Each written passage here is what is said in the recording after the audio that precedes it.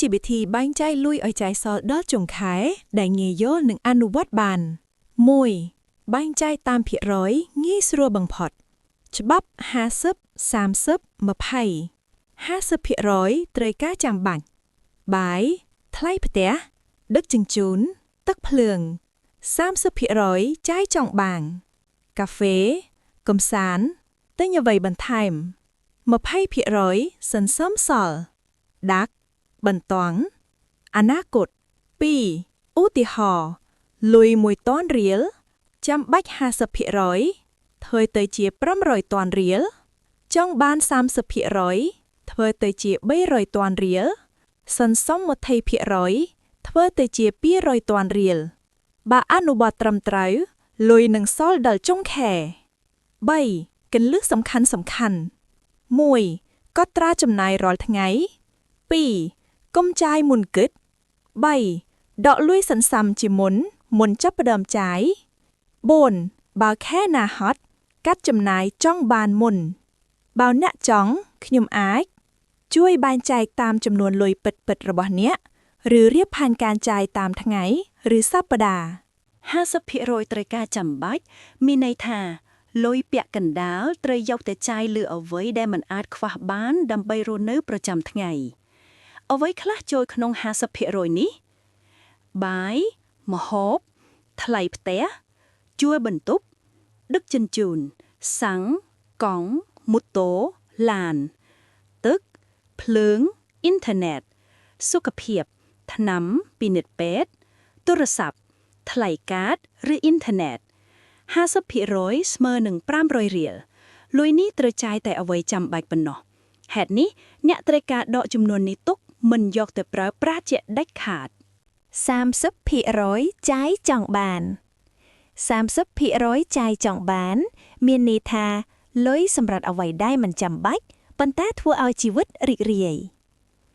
អ្វីខ្លះចូលក្នុង30% នេះកាហ្វេភេសជ្ជៈញ៉ាំបន្ថែមឬអាហារខាងក្រៅទិញសម្លៀកបំពាក់ឬរបស់ថ្មីកម្សាន្តលេងហ្គេមមើលភាពយន្តរបស់អនុស្សាវរីយ៍ឬកាដូចាយស្រួលខ្លួនជា Grab ឬ Pass App ឧទាហរណ៍បើលុយ10,000រៀលក្នុងមួយខែ30% ស្មើនឹង30,000រៀលអាចបែងចែកជា10,000រៀលក្នុងមួយថ្ងៃគុណនឹង20ថ្ងៃឬ75,000រៀលក្នុងមួយសប្តាហ៍គន្លឹះឲ្យមិនលើសកំណត់ចំនួនចាយជាមុនពេលចាយអស់គឺឈប់បើលុយខ្វះធៀប30% មុន 50% ចាំបាច់សូមចាំថា30% គឺសម្រាប់ភាពរីករាយប៉ុន្តែមិនប៉ះពាល់ដល់ការរស់នៅបើអ្នកចង់ខ្ញុំអាចបែងចែក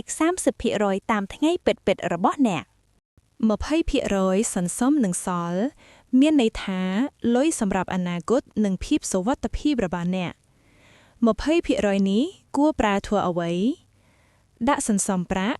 ដាក់ធនាគារឬអប់រំខ្លួនលុយបន្ទាន់ឈឺឬមានហេតុការណ៍មិនរំពឹងវិនិយោគតូចៗបើមានចំណេះដឹងគោលដៅអនាគតផ្ទះម៉ូតូទេសចរណ៍ឧទាហរណ៍បើលុយ 1K រៀលមួយខែទី2មកផ្ស៊ីភាគរយស្មើ 200K រៀល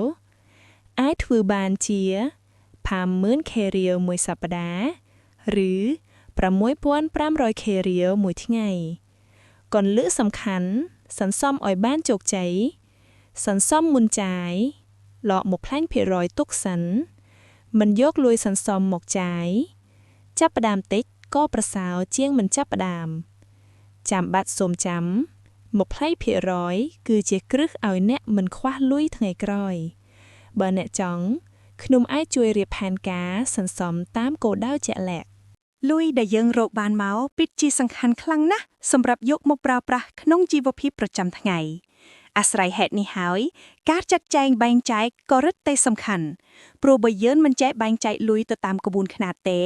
ទោះរកបានលុយច្រើនប៉ុណ្ណាក៏មិនសល់ហើយពេលខ្លះវាមិនត្រឹមតែមិនសល់ទេថែមទាំងមានបំណុលទៀតផង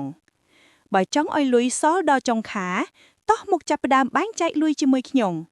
បើមិនច្បាស់ចង់បានក្បួនបែងចែកលុយអាច comment ខាងក្រោមវីដេអូនេះបាននាងខ្ញុំនឹងធ្វើវីដេអូបង្ហាញនិងដាក់ជាសៀវភៅជូនដោយមិនគិតថ្លៃជាចុងក្រោយចង់ប្រាប់ថាស្រឡាញ់អ្នកទាំងអស់គ្នាពេញបេះដូង